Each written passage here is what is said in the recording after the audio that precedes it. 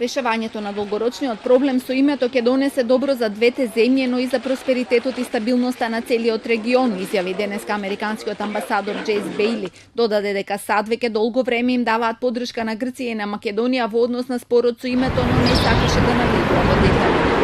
The discussions that are going on between the two countries with the help of the United Nations, and so in terms of what specifically is going on, I'm going to leave it to them to discuss that. But we, like the European Union and many others, hope that these discussions can come to a mutually acceptable solution that people have been looking for a long time.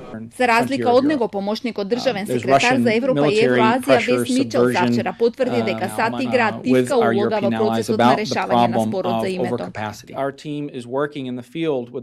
Дел од нашиот тим во моментов работи на ова прашање, а САД продолжуваат да играат активна улога заедно со ЕУ, Германија, Франција, Италија и Велика Британија, охрабрувајќи да се најде решение за името, за да ја видиме Македонија како членка на НАТО. Во меѓувреме, граѓаните на двете земји се во очекување на најавениот разговор меѓу премиерите Заев и Ципрас. За сега нема официјални информации за контактот, првично најавен дека ќе се случи до крајот на минатата недела. Грчките медиуми прогнозираат дека се во прашање часови до разговорот и дека Атина очекува позитивен одговор од премиерот Заев.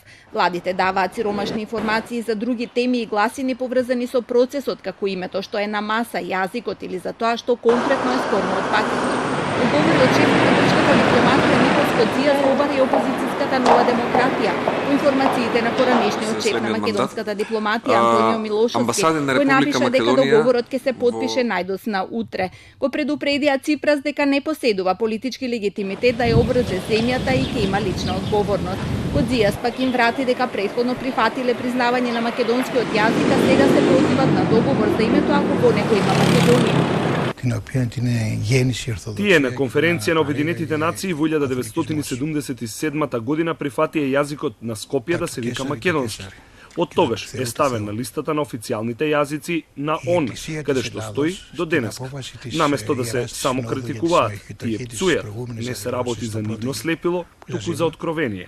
Вчера низ Грција се одржаа протести со порака дека Македонија е Грчка. Се протестираше во 24 градови, а околу 2000 луѓе се собраа само во Пела, родното место на Александар Македонски.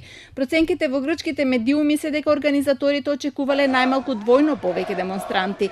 Сепак официјално изјавија дека протестот покажал дека народот не само што не се согласува да се даде името на соседите, туку бара да се распише референдум. За 8 јули е закажан нов протест во Атина.